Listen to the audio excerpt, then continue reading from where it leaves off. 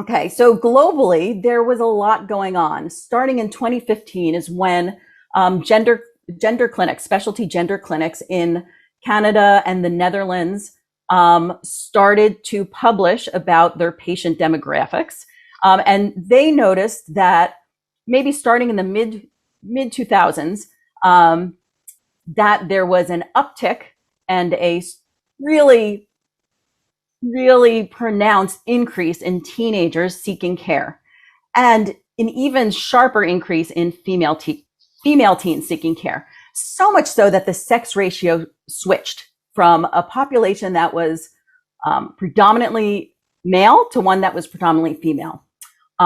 Around this time, there started to be recognition of a new type of presentation of gender dysphoria that prior to 2012, late onset gender dysphoria in natal females was relatively absent from the scientific literature. And so this started to be observed and observed more and more.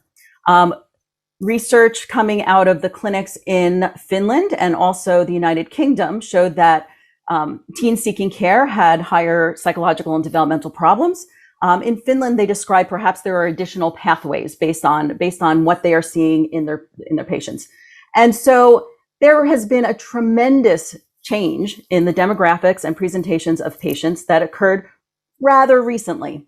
So why are these changes happening? And so some of the authors of the research documenting these changes suggested some explanations.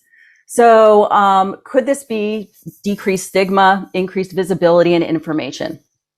And sure, those things would definitely explain increase in numbers, but it doesn't explain why teens in particular, why there's been a change in the sex ratio, and why there is this new presentation, late onset gender dysphoria in natal females.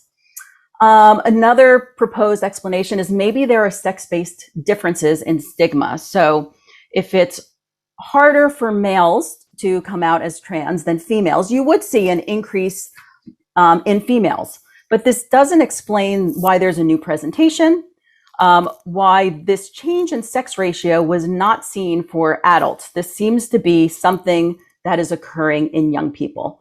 And so this has really not been researched yet, even though some people will dig in their heels and say, oh, it is definitely stigma, increased visibility, and information, and absolutely nothing else.